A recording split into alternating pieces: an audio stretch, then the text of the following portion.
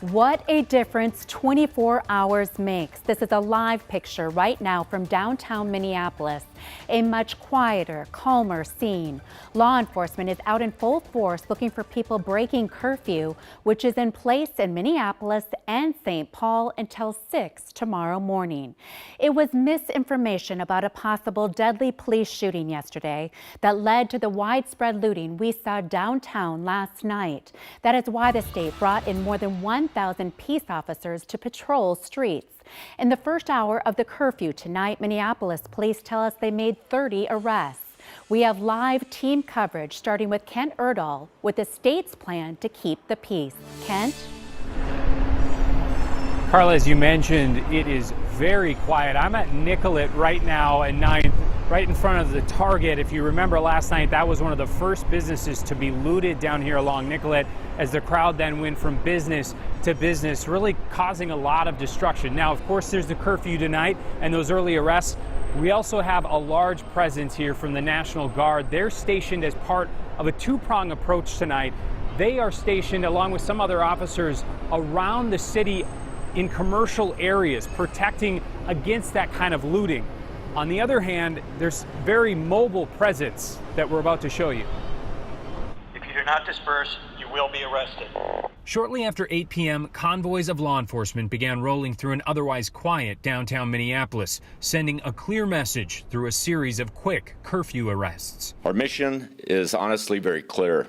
We will maintain law and order in our beautiful city. And state leaders say that mission expands beyond Minneapolis. Governor Walz has deployed 300 National Guard troops and 250 state troopers, adding to a total of more than 1,000 officers to help enforce curfews in Minneapolis and in St. Paul, while also coordinating with Ramsey, Anoka, and Dakota counties. To make sure that we have a rapid response force that can get to both cities and to the suburbs around there. It comes a day after Public Safety Commissioner John Harrington said officers made 132 arrests for burglary, riot, damage to property, and curfew violations. We certainly can't allow the behavior that happened last night. It closes down the discussions. It puts people at risk. It simply is unacceptable. Though Governor Walz acknowledged the public distrust that lingers from the death of George Floyd, his administration does not anticipate the kind of outside influence that led to destruction in May. I do believe this is a different environment. We're not seeing the intelligence that indicates that we have large numbers of people coming into the cities to do this. To those that are concerned, I understand. You have leaders that are entirely committed to keeping the peace and to keeping our neighborhoods and commercial corridors safe.